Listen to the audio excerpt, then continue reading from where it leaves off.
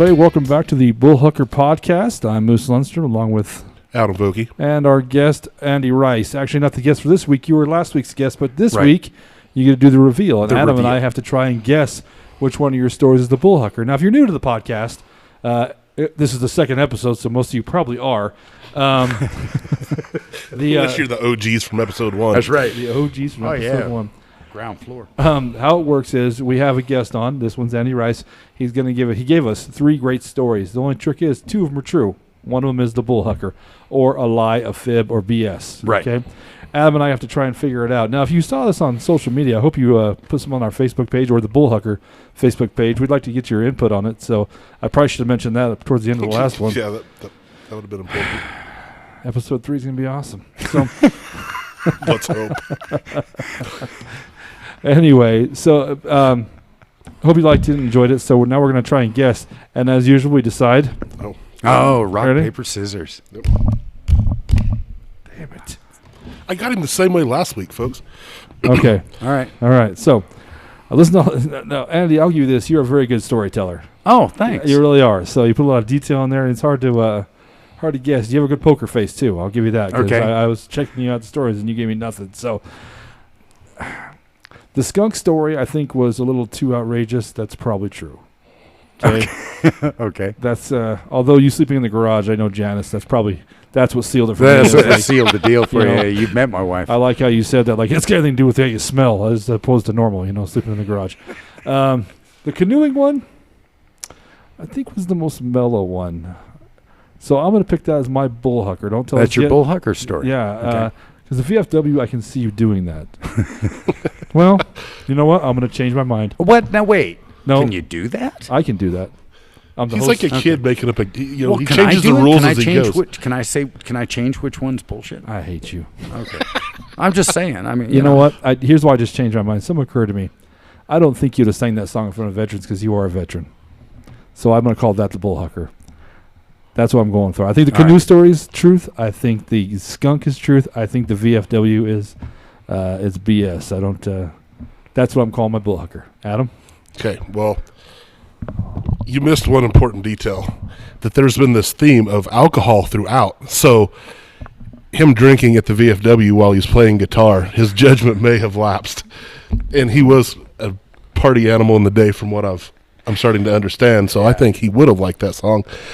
I'm going to say that the canoe combat is the Bullhucker. All right. All right. So hopefully it's not the skunk or we both lose. And I know, right? now I got to do math on what my batting average is, and I don't do that at all. So it would still be zero. Yeah. Yeah. Well, I got to do. Yeah, fuck you.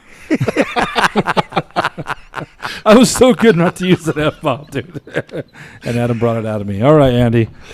All right. So obviously, one of you stands a chance of being, or both of you stand a 30% chance of being right, right? Which means that you two picked 2 separate stories. You could both be wrong, right? Give yourself a pat on the back for knowing I wouldn't do that to my fellow veterans. There's What's up, no baby? freaking way I would have the balls, even at maybe my blackout drunkest. I might have. I got some other story. I got some Navy stories to tell you that. Well, we can hear a few more here in a second. So, so now we're both 500, right? Yeah, all right. Okay. Yep. Even it up. Now, the canoeing story is actually true. Dan Carmen, let me back that up. Is that okay, Andy? Is it going to? Oh, no, we're good. Okay. Dan Carmen's the guy's name. We have a mutual friend named Jim Masson that lives down in Florida. Dan's from Paducah, Kentucky. Dan was the U-boat commander. Well, Dan showed up on Jim's doorstep about 15 years ago with a loaded .44 Magnum in one hand. Oh my God. And a loaded handle of wild turkey in the other hand at 2 a.m. banging on the door. And his greeting was, "Hey, let's go driving and shooting." That's the guy. So, and that's a true story too. So that's those are my brothers from the Navy, man. God dang it, I wish I quit doing that. I think everybody's got that friend. Let's go driving and shooting. Driving and shooting. Or drinking and something. That's we oftentimes, other than the shooting part, I have been that friend. So, not afraid of a good time ever. So. Me neither, and that's why I love being here. I just got to say, guys, I had a blast with this. This was fun. I can't believe I fooled you. Yeah, I don't know. I did. You were the one I was worried about, Adam. See, I think you've told me that skunk story. The skunk story before. Yeah, something we got talking about skunks or something. See, I got hit last week because in the city council meeting, Matt had told us the story I picked. I heard he had just changed it a little bit. Oh, he's a fabulous storyteller to be able to change it enough. He was good. It was a good episode. Good. So, you said you had one more Navy story you'd like to tell us. Oh, well, just about the drinking and thing. You might know what a Stokes stretcher is, Adam, because you do OSHA stuff. It's the the rescue stretcher. It's made of chicken wire and aluminum frame shaped like a coffin. Okay. It's the thing that they drop out like the Coast Guard uses, right? Right, exactly. To do recovery or rescue. Every Navy ship has thousands of them aboard. At foreign ports, they also have them lined up on the dock, on the pier, for guys like me. Let me preface this with another public service announcement. Never mix ouzo and scotch. Never mix ouzo with anything. That's horrible stuff. In Athens, Greece, so they tell me, just to keep a story. Okay, so ouzo scotch, flash forward to, we're sitting at this 4-star hotel restaurant on the big highway, big divided 6-lane highway looking into the Aegean Sea, and it's a gorgeous Mediterranean night. And according to my sources, I took off my shirt, jumped over the railing, and ran out into traffic. Well, I mentioned to my friends in passing that I'd never swum in the Aegean. And the next thing you know, there I go. And Shore Patrol tackled me in the rocks, and I guess... Were you wearing clothes? I was not naked. Okay. I was not naked. Okay. I think I had underwear and socks on, maybe even shoes. Don't know how I would have got my clothes over my shoes. I had all my clothes with me in the thing. Okay. Anyway, so what they do with people like me in that situation is they find a way to put you in a Stokes stretcher and strap another one on top of it. It's called clamshelling.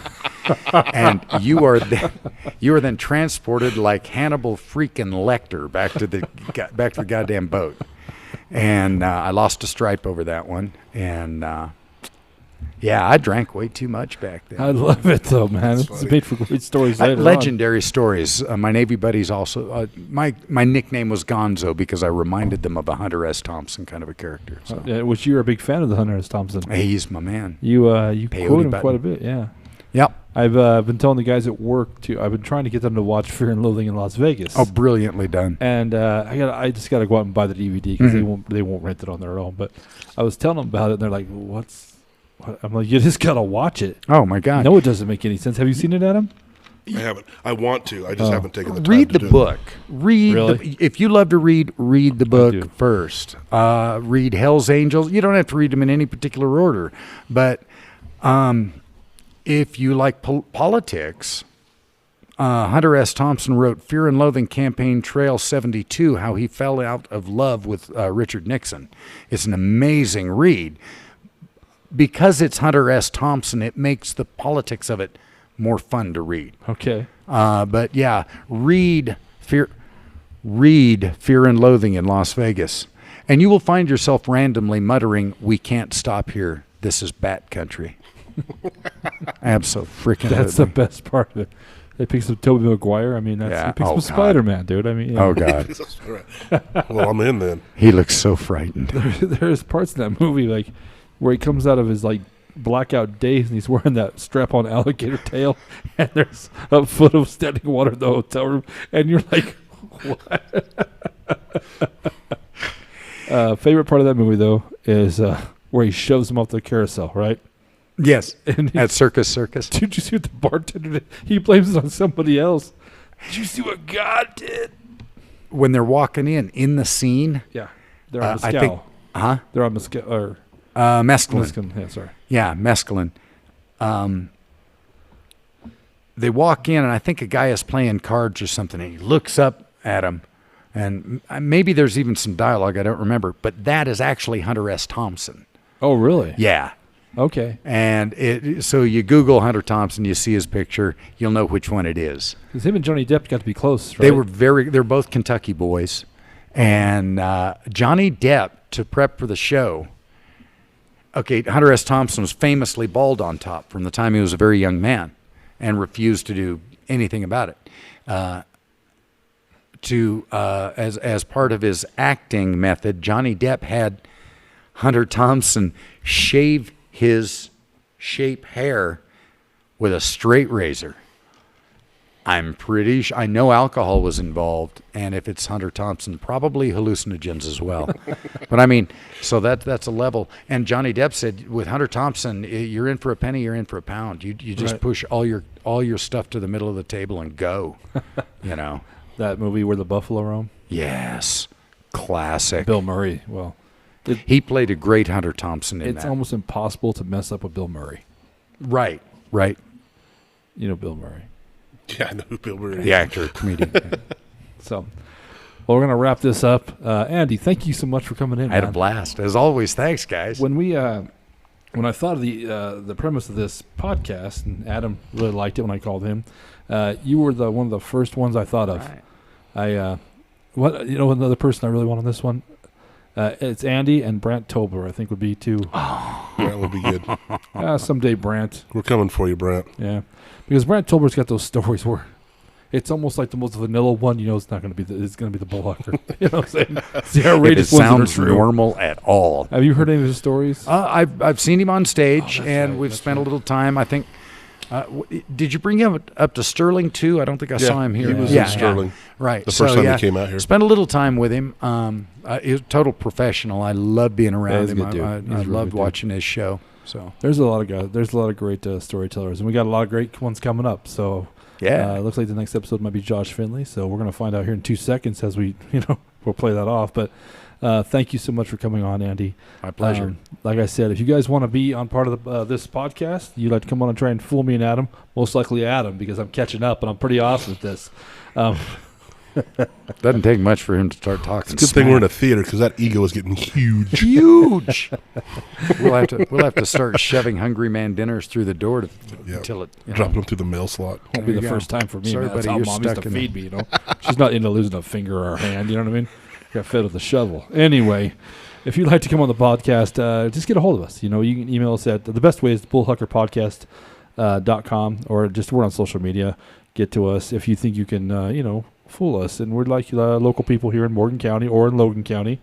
That's the most fun, just normal, everyday people. So we'd like to see you guys. Find us on Twitter, Facebook, Instagram, bullhucker.com, or our YouTube page. So anything else, boys? No, thanks again. All right. I'm good. Thanks, Andy. And now we're going to come back, and here's our next guest. Thanks, guys. See ya.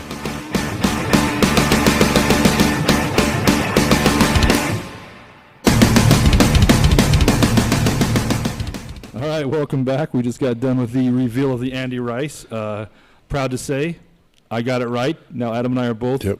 You're on the scoreboard, dude. We're Congratulations. Batting 500. So and Josh Finley, by the way, welcome. Thank you. Glad to be here. Thanks for having me. Episode 3, and I was telling Josh before we started today, no one's got us both yet. Nope. All right. So welcome to the Bullhucker Podcast. I have a feeling Josh might, though. He might. We'll see. We'll see. Fellow comedian Josh Finley. How do we know Josh? We met Josh because he came into our shows. Right. I met him at, what was it, Outriders? Yeah. Yeah, in Greeley at an open mic. Yep. Well, and it would have been before that, honestly, because I was coming to your guys' shows in Fort Morgan long before I actually got on the stage and did it. I've wanted to do comedy all my life, so when I moved out here and you guys actually had something going on and there's nothing out here to do, I was like, man, let's go see a show. And it was, I laughed I can't even remember, it was Lori Callahan, I believe. Man. And great oh woman. my God, we had a great time. And after then, it was just every week we came, So that's how I it was nice, especially when you guys gave me the shot to come on and do some guest spots to, get up there and do it with some actual national touring comedies or comedians, So That was well, you picked one of the best ones. I mean, God, Oh rest in peace, Lori Callahan. By the way, it's the godmother of comedy. She taught us a very valuable lesson up in Yuma. She did. We got cocky because we were selling out shows here, so we went to Yuma, Colorado, do a comedy show and completely just cockeyed down our leg. You know, we got like, well, how many? 18, I think. 18 people showed tickets. up. Oh, no. And we told her, you know what, she had drove all the way out there from Denver, so Adam and I were just going to pay her the money and say, you know what, thanks for coming. Here's your money. And she's like, nah, man, 18 or 80, man. We're doing stand-up comedy. I said, that's fantastic, you know. Yeah. So, yeah, totally. So that was a good show to see, man. Oh, yeah. And you've done awesome since you come out. You know, you've gotten better and better every time you come out. You always I try. Well, you're one of the guys that has an open invitation anytime you want to come do a guest. Well, the night that Josh and I performed at Outriders, it was the first time. I think it was the first time you had actually done comedy. It might have been. If it was a horrible night. And he walked up to me, he introduced himself, and he goes, one of my goals is to get good enough to do you guys a show. And I watched him, and I told Moose the next day, I'm like, this guy's for real. There was another comic that night that told me the same thing, and I told him to keep practicing. So we're not going to name drop him. We're not going to name names. Oh, no. No one's listening to this anyway.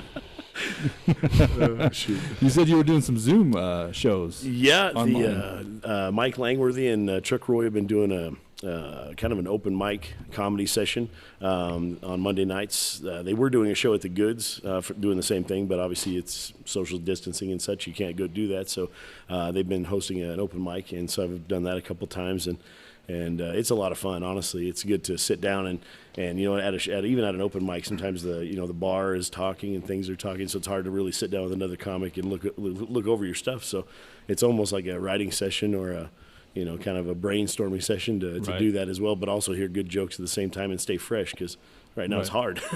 Right. And you know, it's ironic, is the funniest part about it is it's an open mic night, so you're used to not getting laughs. Oh, yeah. It's a room full of comedians. Oh, yeah. Nobody laughs. Right. Nobody laughs. So you're at home doing it, and I mean, you're used to not laughing, you know what I mean? But you used to, that's pretty smart, man. There was the first night I did it, there was a lady actually shows up, and she was topless. Really? Yeah, Chuck took her off right away. She's up in the window, and for a minute, nobody really noticed, and then you noticed everybody's looking at the corner of their screen going, yes, those are titties. That's awesome. Chuck just took her off right away, Chuck is such a buzzkill. Chuck Roy. So, can you watch those online? Oh, yeah. Yeah. Where can you go? Do you know? I should have prepped you for this. Yeah, I'm sorry. I wish I could look that up. But Mike Langworthy, if you look up his page, he'll have it on there. I know I think it's under their Goods comedy page or Good open mics, the Goods open mic page. Okay. Sorry, I should have looked that up. Oh no, I should have prepped you. I didn't know we were talking. Hit me on the gun. Here we don't prep anything at the Bullhucker Podcast. It's all natural. Yeah, well, kind of like that chick up in the right hand corner. You know what I'm saying? Yeah, exactly. Got to the dome that time. Except we wouldn't take you off. So let's go topless on this. We're not going to take you off. Okay, that's. If there's a way to go, I think we got hint. The three of us, we're pretty well equipped in that department. Yeah. Adam and I are talking about if we can get one of the offensive linemen of the Broncos on the podcast and then ask him what's it feel like to be the smallest guy at the table. You know what I mean? How sad is that? So, right. Big boys. Well, we're at the Sand Theater. I should have said that right after. This is where all our podcasts have been and hopefully will be. It's a cool old theater, and we were talking about haunted stories because I kind of gave you that. You've never been to the Brush Theater, Josh. No. So he's the virgin here of the theater. So we kind of took him to the back room back there where all the vaudeville stages are and all the dressing rooms and stuff. And because you thought it was haunted when you first walked in, right? You got that vibe. Oh, yeah. Hair stood up on my neck. Yeah. Walked in the door right away. And Adam and I almost gave each other a heart attack today coming in here. So as we were walking through, he was coming in, I was coming out through that curtain. And then, it was. Oh, yeah. There was about a lot of beef to meet right at that curtain. Mm-hmm. And what do you do when you find both of us dead, Josh? I'm going to walk back out, probably. I've already walked into a haunted theater. And wipe the fingerprints off as you leave. Yeah. Look for cameras on the way out. I was never here. Yeah. Kick one of us and say, so what, no podcast? I've seen enough haunted movies and bad movies. I need to go. I'll call the cops on the road, man. Thank God they had their pants on. That's what he'll say. Right. Thank God they had their pants on. Died of natural causes. Thank you, Jesus. I don't see that. Thank you, Jesus. You said you went to Estes Park to the Stanley. I didn't get to take that tour. Yeah. I went down to try and take it, but you did take it. Yep. Some crazy stuff happened. We, my wife and I, we went down and we took the night tour and ended up, it was the You go through the theater, you go through the kind of the dormitory area where they used to be. It's kind of like where the gentleman's club in the day, where only the guys were allowed to hang out. You go through there, and then you go down into the basement of the Stanley. You go underneath it, and you actually get to see some of the old tunnels because when it was originally built, they didn't want the staff to be seen by the guests, so they had these tunnels that would go to the separate buildings so they could run stuff back and forth. And so you can actually go underneath and see all those tunnels. And the guy at the beginning of the tour says, hey, download this app on your phone, and if anything suspicious comes up, or if there's a spirit near you, it'll come up on this radar, and it'll show you how close they are, where they're at. And so it would say words every once in a while. It would say different things, and nobody's ever seemed to match. You never really know what to think, so you're just a few people had downloaded it. My wife was one of them, and as we're walking in the theater, and we're in the basement, kind of like an area like this, where it's a big room, and all of a sudden 3 or 4 phones go off at the same time, and they say the name Elizabeth. And right away, everybody looks at each other. That it's odd that these phones, the same exact time, said it. And I was just, it's time to go. Right.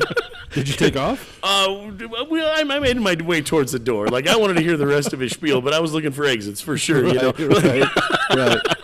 Do you believe in ghosts? Just speak up. Yeah. I will be over here. Yeah, exactly. I'll follow up outside. Yeah. Oh yeah, I do. So so do I. That's why this guy right here, he pisses him off. That's why I don't like to be anywhere haunted with Adam. Well, he doesn't believe in them. You know what I mean? He's gonna piss one of them off. They're gonna follow me home. That's what's right. Gonna happen. Hey, everybody else confuses us, so the ghosts probably will too. But I don't need someone to wake me up at night. I used to think my house was haunted. I used to drink a lot. You know what I mean? So when I wake up and stuff was broken, it might have been a ghost. Might have been Drunken Larry. Who knows? Could be either one. One and the same sometimes. That's right. The ghost just got frustrated and left after a while. He's like, oh my God. Right. If I got to see him touch himself one more time in bed, I'm over it. You know what I mean? I'm going to haunt the neighbor. Haunt the neighbor. I'm out. That's enough. No exorcism needed. You win, fat man. You win. Don't bring the preacher. That's right. I had that in the real life. Oh, I'm sorry. Forgive me. So how long have you been doing comedy for, all told? On a stage, about 5 years. That's cool, man. Yeah. When was in what year? 07. 07. Okay. Yeah. I was right in front of that. Mine September 5th of 06. Do you know your exact date? Your exact date you did it? Oh, no. I have the YouTube video that shows it somewhere that would say, but yeah, no, I don't remember. I know it was April sometime. April of 05, yeah. Yeah. That was June 7th. Yeah, you were in summer. Yeah, I remember that. Yeah, how was it? I called it in for you, remember? No, my first time on stage was Club 404. Yeah, I went, okay. That open mic. That's right.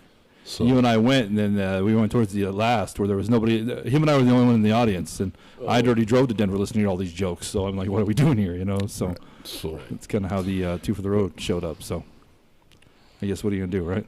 Yeah. Anyway, Bullhucker Podcast. You came here to hear some stories, everybody. So we're going to Josh, are you ready? I'm ready. Okay. I'm ready, hopefully. Have you been practicing the Bullhucker? Because you haven't told us which one it is, so we got to try and guess. Yeah, no, yeah. It's been hard. That's the hardest one, honestly. I'm not going to lie. That's what the previous 2 guests told us. Matt Gordon, who was episode 1, openly said he was looking up online on how to lie. Yep. That's like he researched it. Yeah, to fool the feds is what, you know what I'm saying. So he came prepared. I think he Googled how to be a politician. Oh, yeah. And then oh yeah, that should have been easy. Then sealed the deal, right? Well, I picked first last time, Adam. So Adam, by all means, pick a story.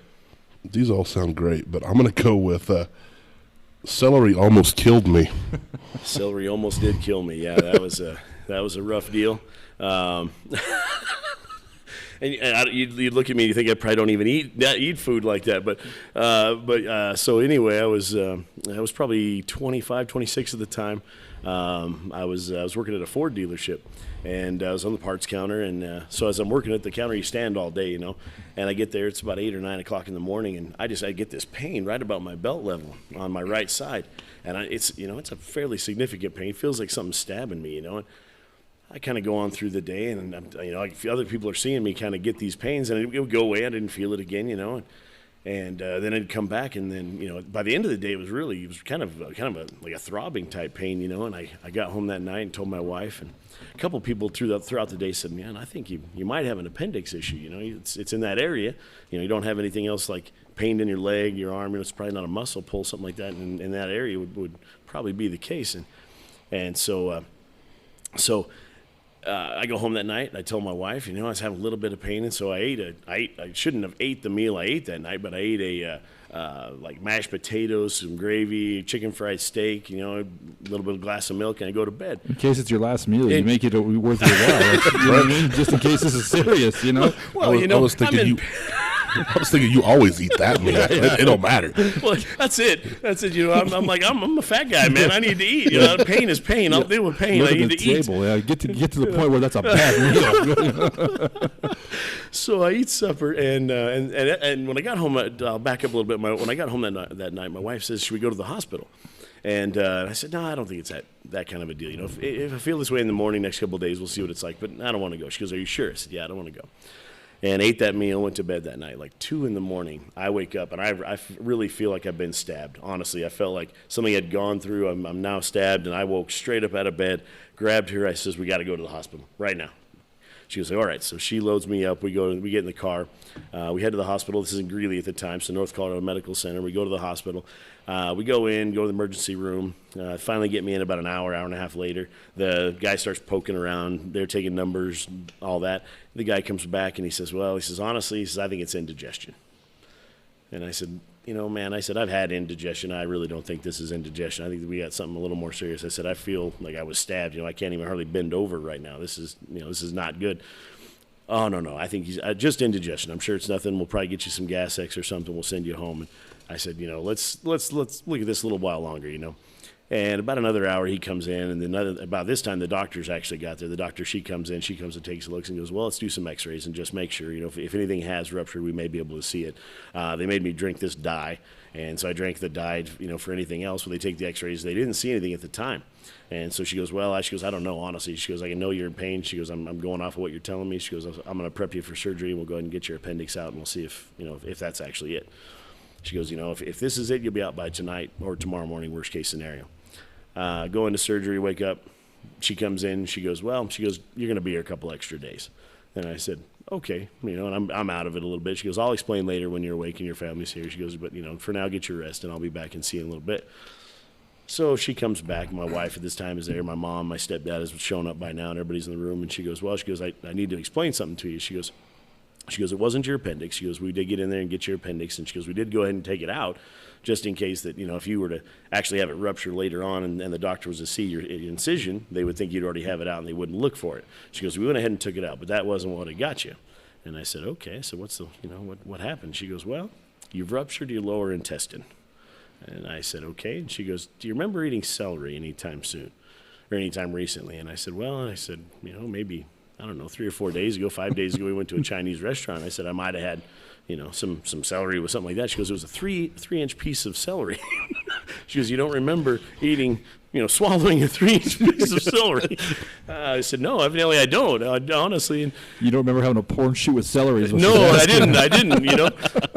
And so she says, "Well, you really need to work on chewing your food a little better."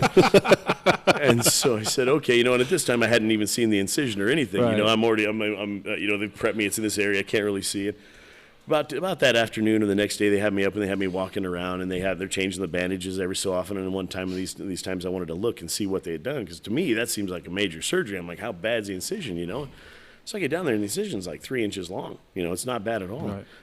And I've been to enough science classes. I know your intestines are fairly long, and so I got to thinking to myself, and so the doctor came in. I says, "Well, I got a question for you." I was like, "So you found this?" I was like, "Obviously it wasn't the appendix. You went for the appendix. You knew this." I said, "So you had to pull intestine out, right, of this small little hole, find the problem, cut it out, sew it all back together, and then put it all back in there." I said, "How do you know you got that in there right?" It's like folding a map. It's like worse. It's like when my kids fold laundry. It's just like, there, it goes in. You're just done. She's poking it with her finger the whole time. Like, get it in. Exactly. And so, I'm thinking, man, this seems very sketchy. And this is her medical answer. She goes, "Well, have you passed gas yet?" And I said, "Well, yeah." She goes, "Well, we did it right." Wow. Okay. Wow. But literally, I ruptured my lower intestine and was leaking into had not been attended to, would have killed me. You had a 3-inch piece of celery in there. In there, yeah. Yep. Okay. How many times have you been married, Josh? I'm on my 3rd. Okay, all right. I'm on my 3rd. One for every inch of celery. That's right. That's right. That's right. Good thing it wasn't like a 6 or 8 inch piece. Man. No doubt, right? You have a long road to hoe there. I didn't know if he'd been married. I know he's married now, but I thought maybe that was the Bullhucker because you said your wife. No, I knew he had been married before. That would at have least been once. my first wife, actually, when that happened. Yeah. All right. Yep. Try to death by celery. Death by celery. Yep. You know what? That's the story I would tell people at the gym. You know what I mean? Like, you can eat that stuff, but you know what I mean? I wouldn't, man. You almost killed me. I'm just saying, I've never been threatened by a Twinkie. Okay. Right. I've never had a ho almost in my shit. You know what I mean? And I eat them whole. No problem. Yeah. I shove them down my girl like she shoved my intestines back in that little hole. I mean, I get down on this stuff. I actually have celery in my refrigerator right now. Guess what I'm doing as soon as I get home? Out. I'm throwing that shit away. Yep. Girls, you don't get out of this anymore. No. Josh Finley said it's bad for you. Dr. Finley. I don't want you to die, Brindley. You can't eat celery no more. So you passed gas, and that was the kicker for her. That's how she knew. That's how they were making sure they got everything right. That's a pretty amazing story right there. What do you think so far? Ridiculous. I don't know. I think that one could be true. I want to say maybe you brought this up before. Like I said, on this podcast, it's a little tough because we know so far everybody's been on. So, I don't know. All right. Well, let's hear another story. I'm glad you didn't pick the one I saw. I want to hear the drugs are a drag story. The drugs are a drag. All right. So this would have happened when I was pretty young. Actually, it would have been about 5th grade. My parents at the time had split up. I'm originally from Burlington, Colorado. The end of my 3rd grade year, we lost our farm, and so we moved to Colorado Springs. And the middle of my 4th grade year, my folks split up. And so at the end of the school year, my mom made the decision to go back to Burlington, and it was up to me and my sister whether we wanted to stay there or go home. And so my sister went back to Burlington. I stayed with my dad. Knowing now what I know after being a divorced guy, what a soon-to-be divorced guy or a recently divorced guy does, it was probably not the best decision to stay with Dad.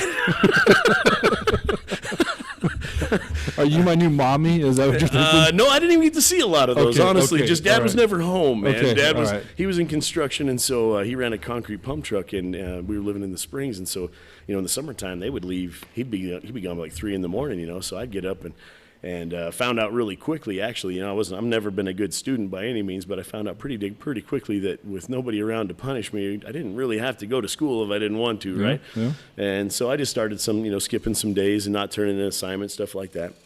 But Dad's never home, and he's usually, by the time I'm in bed, he isn't even home by that time yet anyway at night.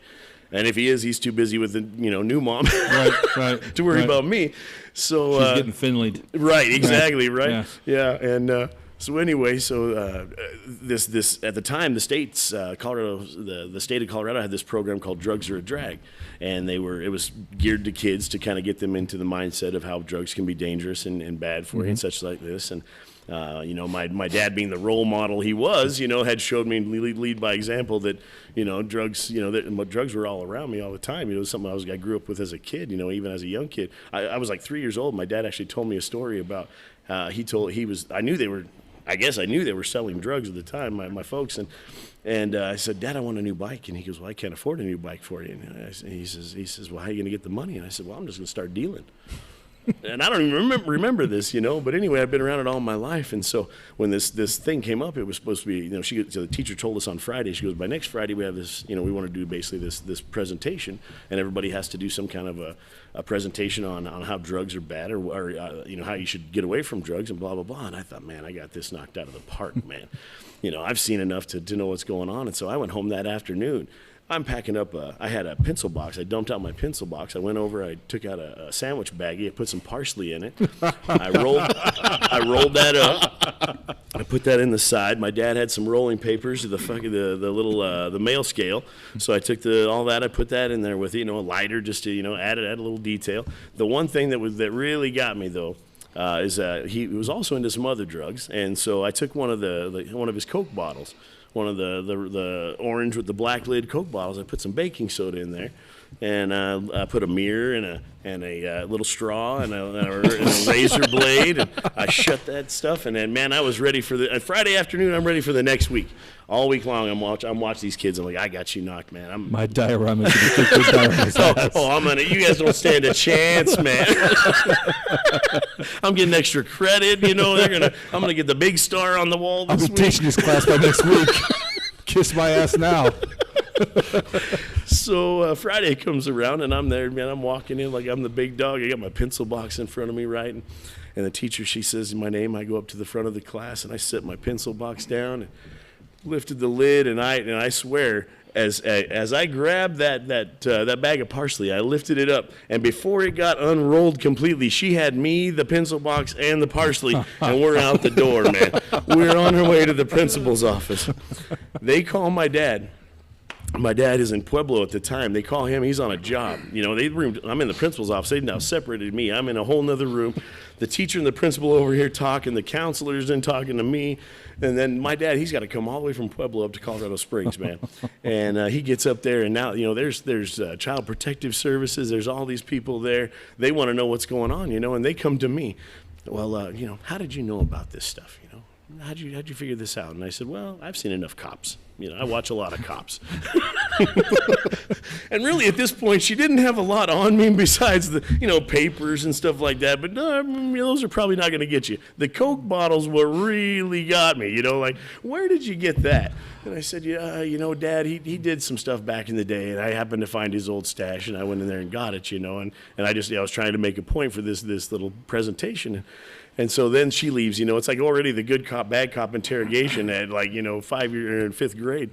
And so Dad, he's in another room, and this probably happened at 10 in the morning, 9 in the morning, something like that. It's now 7 or 8 at night. Okay, I'm still in the office. Everybody's still there. They let me leave with him. I don't know what was discussed. We ended up going home, and Dad, all he said is, "I'm very disappointed in you."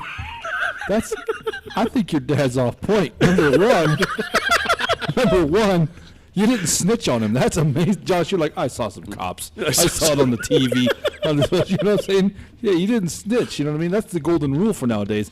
It used to be the golden rule is what? Tell the truth. Now the golden rule you teach your kids is what? Snitches get stitches. You know what I mean? That's very impressive. So, and to be fair, if you were in Pueblo, no, it came with that. Well, it's Tuesday. No, the Finley kid. Yeah. You know what I'm saying?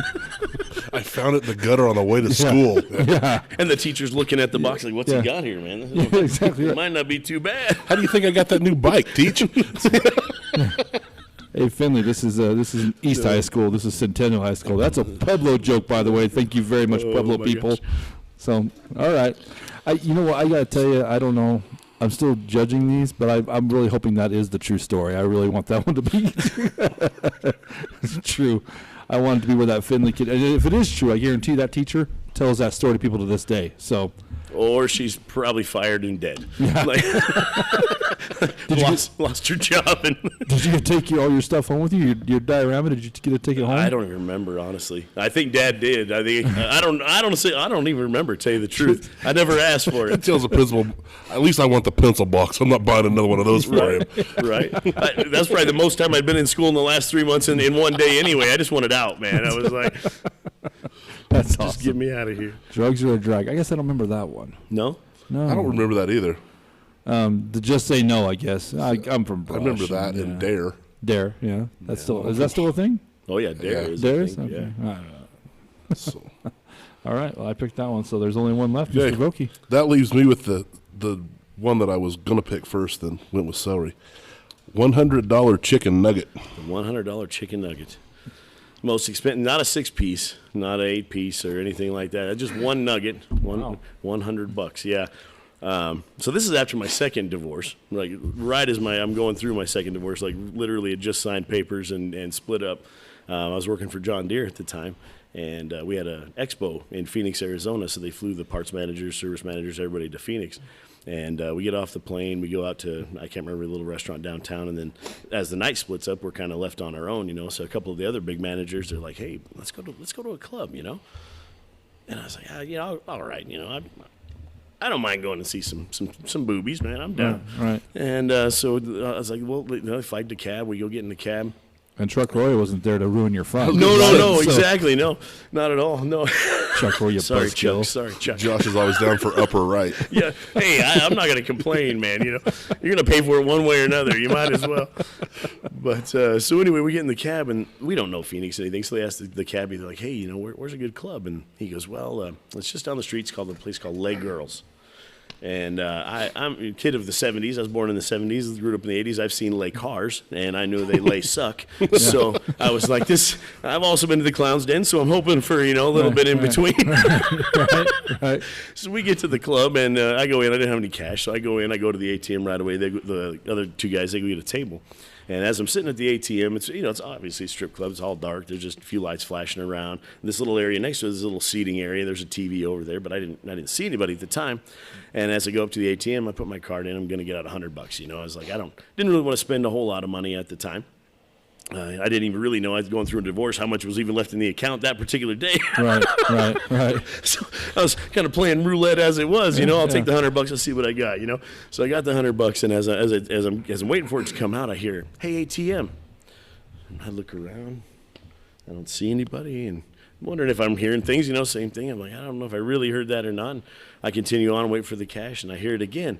Well, then I see over in the corner in this little seating area, this probably like, she was probably more like 4 foot tall, but when she has her 3 foot heels on, she was probably like 7'5". I don't know how tall she was. Yao Ming. But this beautiful black girl, she stands up, she comes walking over, and she goes, "You want a chicken nugget?" I was like, well, I was here for the breasts and the thighs, but if you're here, if you got a nugget, I'm not going to complain, man. Probably all I can afford anyway, right? And who am I to tell a girl, no, I'll take the nugget. Yeah, I'll take the nugget. No ranch, no sauce, no nothing, just the nugget. I mean, please, the nugget. Jesus, no sauce. Yeah, exactly. At this point, exactly. Please don't be soggy. Please be crispy. And so I eat the nugget. And she goes, "You want to dance?" And I said, honestly, "You're a beautiful girl." I said, "But I really don't want to spend a whole lot of money tonight." I said, I'm not trying to be offensive, nothing like that. But if I catch you on the stage, I'll definitely hook you up. And she's like, as she's standing, her breast is basically eye level with me, man. Like I can even see the piercing through the shirt, like it's right there. And she goes, "Grab that." And I'm from Colorado, man. I'm like, what? We're not allowed to touch where I'm from. Right. So I kind of reach up like, I'm like, okay, and so, she's like, "What do you think?" I was like, "Oh, that's nice." She goes, "Nah, I want you to grab my ass." I'm still, like, oh, holy shit, So I kind of put my hand back there, and I didn't even, really squeeze, I put my hand on, and she reaches back with her hand, and she's like, "Now grab my ass," and she like squeezed, man. I'm like, holy shit, And all of a sudden, she goes, "You want to dance?" I was like, "Yes, I do." I was looking for a way to blow $100 in 12 minutes. Why not? Right. Gave her the $100. We did the dance. I come back and $100 shorter and one nugget richer. So, why did she call it the chicken nugget though? Did she ever say?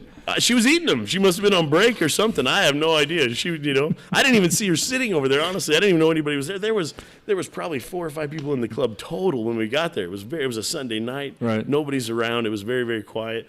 And like I said, I walked in. I didn't even see her standing over there. And all of a sudden, she comes walking over like, the art of persuasion, I guess. I mean, technically, prostitution is illegal, but you can sell as many chicken nuggets as you like. That's it, yeah.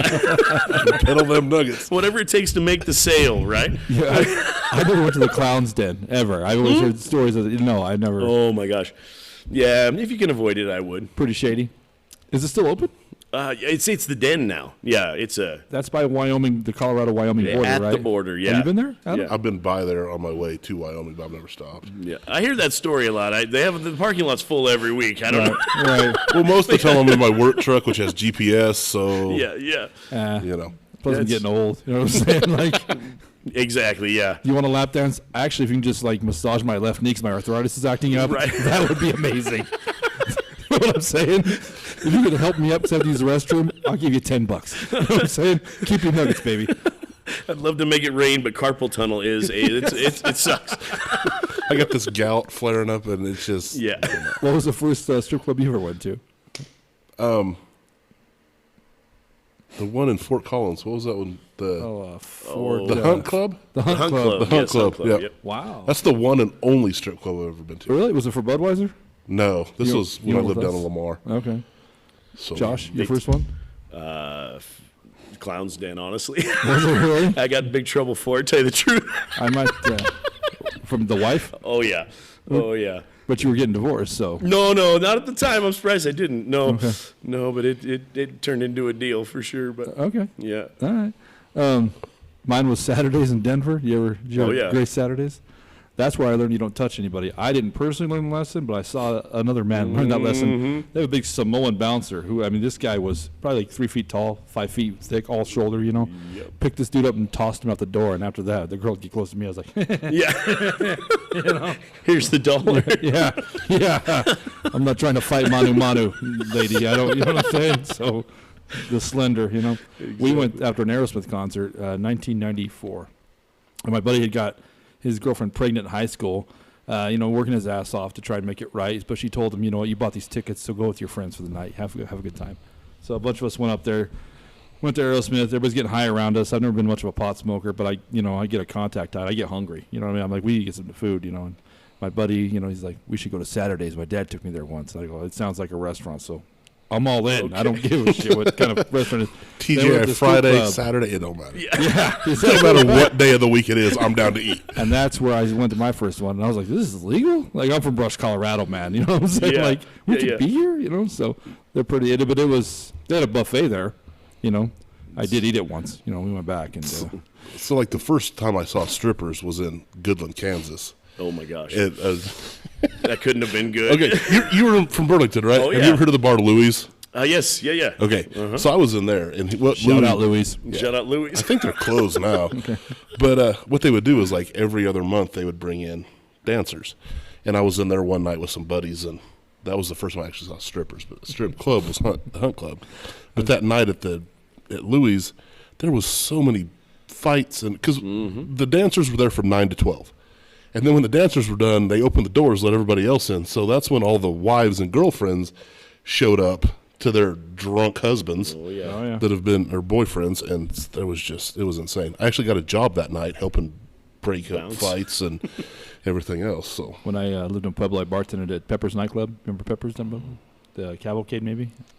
Anyway. I wasn't down there too long. I was young. Okay. I knew about drugs, just not bars. Okay, that's fair. That was below him. Yeah. He was more advanced. They checked IDs there. I couldn't get in. Like twice a year, they'd have the Chippendales show up, right? Mm-hmm. And we'd all fight each other on who had to work that night because you made no money, and it was all blender drinks. It was the worst shit ever. But the loudest men in a strip bar are creepy, I guess, but it beats women in a strip bar because they're loud. I mean, it's like Seahawks Stadium loud in that thing. Oh, it's awful. Then they come up and they want their cranberry, the strippers, the guys, you know what I mean? And they try and tip you with their sweaty $1 bill. You're like, you know what, man? I'm good. Good. Thank you. So that's what Lou would do. He'd bring in males one month, and then the next month was females, and it would alternate. And working the nights that the guys were dancing was the worst. It sucked. Because, like, women would get in a fight with somebody else because they wanted to put the first dollar in the G-string or some stupid shit. Mm-hmm. And it was just ridiculous. Did you know they turned the Hunt Club into a church? No, they didn't. Yeah. Right after they closed down, and now the church is gone too. But probably 2 years after they closed the Hunt Club down, they actually some private church. How much blessing did they have to do? How much?